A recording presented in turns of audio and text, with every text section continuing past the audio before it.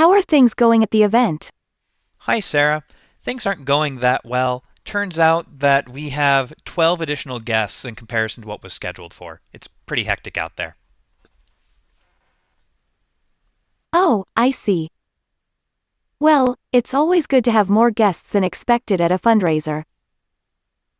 Thankfully, we have prepared for an additional 15 guests just in case something like this happened. So, rest assured, we are well equipped to handle these extra guests. Is there anything else that's causing issues currently, Kira? Welcome back. Before we begin, let's go over how to upload media into our system for our use. First, from your home page, you're going to want to go up here and you're going to use the media upload function. This will take you to the media upload section where you can upload images, audio, and PDFs. In our case, we're going to upload an image. So here, I'm going to go to New, I'm going to choose a file, and I'm going to navigate to where my image is.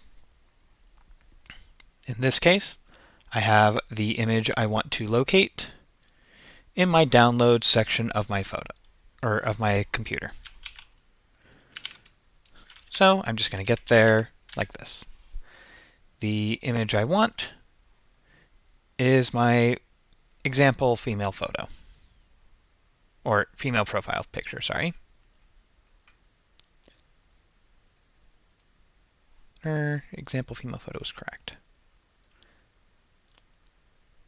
Okay, with this I'm going to hit upload, and it's now going to be here in my repository. I can see a preview of it here by selecting it, and this is the image that we're going to have showing up within our simulation. So with this, when we go back, we are now going to go back to our simulations page, and we're going to create a new simulations. So for this one, we're going to create new, and just like before, we're going to create it in the public classroom. This one I'm going to name Conversation Basics, and this one we will be demonstrating the chat feature. So with this, you're going to hit create. All right, and then we're going to hop into the edit mode here. So, as this is a chat-based simulation, rather than others, there's a few settings we're going to want to do right off the bat. The first thing we're going to do is we're going to go to the settings page. Here, we're going to enable the microphone input so that we can speak to our system, or so we can speak and use the microphone functions. Next, we're going to move ahead a little bit. We're just going to change the system voice that responds from Matthew to Kendra. And while this is a little bit early for what we're going to be doing, I also know that we're going to be using the NLU engine. We're going to switch it from key phrase to GPT here. And with that, that is all the changes you need to make on the settings page. All right. Now, as this is a chat-based simulation, there really isn't any assets that we need to add to our simulation space. So while we are in this environment, it is not necessary to do anything with this, as we are making a purely chat-based simulation. In order to do that, you're going to go to the scenario flow. Here, we're going to create a state action. Here, we're going to name this, or we're going to rename this to Introduction for CB. Then we're going to hit the drop down here. We're going to look for chat box, and we're going to create that. So the first thing you're going to want to do with the chat box situation here is you're going to want to set it up properly. So the first thing we're going to do is we're going to set the data. This will allow you to populate the information as we want. So here we're going to create the identity of Sarah. Sarah's voice is going to be Kendra in this case. And because we want her to have a profile picture, we're going to select the one that we uploaded before, the example female photo. All right. So with this, whenever Sarah speaks within our simulation, this is the image we're going to see associated with that. Next action that we're going to want to do is we're going to create another chat box. Here we're going to input a message, but this one's going to be from the system. Now you have various options here, which I will go through in a minute, but first you're going to want to open the chat box. This way, the simulation will immediately launch with the chat box being opened. Then we're going to go to the chat box here, and we're going to input a system message. This will be given by the system. I'm not going to have it be spoken in this case. And this is where we're going to give an overview to the player of what it is that they are doing. In this case, we are telling them that you are taking on the role of a manager that handles the catering department at a hotel. Okay. And we're going to add one last chat box interaction. This one is going to be input by Sarah, who is going to ask them how are things going at the event.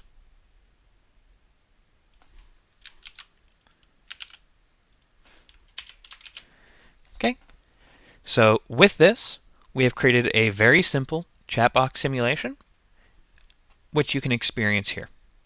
I'm going to launch it from here by just hitting the play button, and off we go.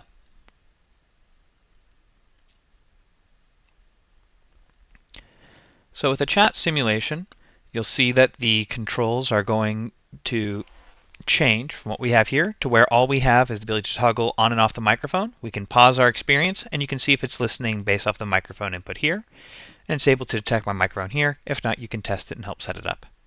With this, we're going to start our simulation. How are things going at the event?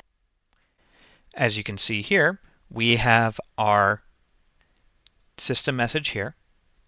We have Sarah talking here as we had, and we're able to either type in here, or we can enable a microphone by clicking on it, or by pressing the tab button. So right now, even if I type anything though, things are going great.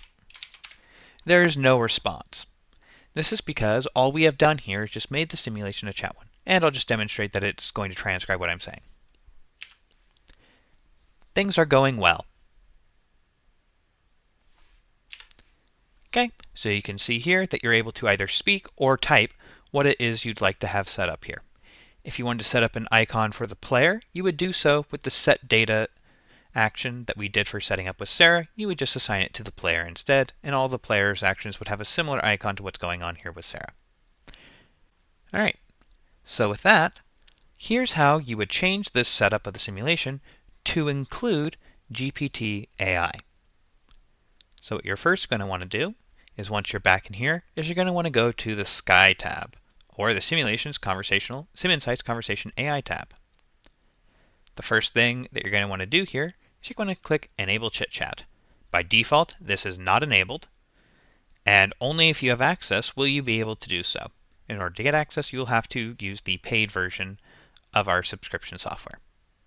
Alright, so here we're going to just type in a name for our agent, Sarah, who we were going to be having this chit chat with. Now, prompt generation functions similarly to if you are working with somebody doing an improv, where you are giving them an identity or a script where they're going to follow basically the parameters that you give there, but they're able to play with it and give their own reactions to it.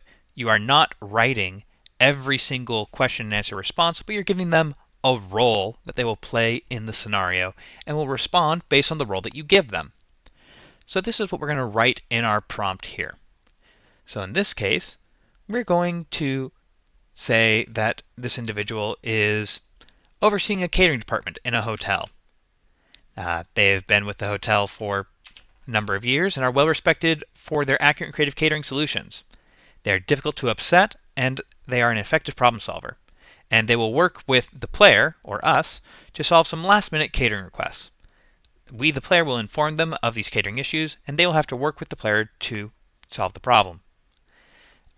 Then we've given her some descriptions of the scenario in this case, which is they're having a staff shortage, they're busy with what's going on, and we've also made it so that if there are an excess of guests, she's able to accommodate up to 15 of them, as well as a few other details of the scenario.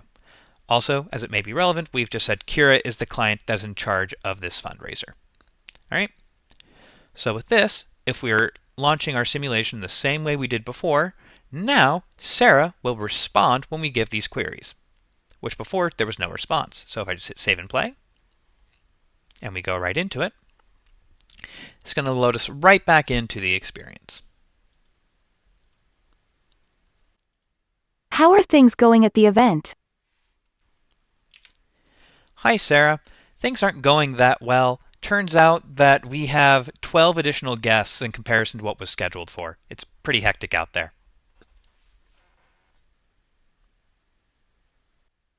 Oh, I see.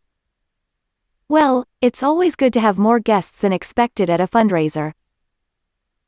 Thankfully, we have prepared for an additional 15 guests just in case something like this happened. So, rest assured, we are well equipped to handle these extra guests. Is there anything else that's causing issues currently, Kira? Yeah, Kira informed me that currently there is an issue with a bartender. Apparently, he blew up at a customer and it's not a good look.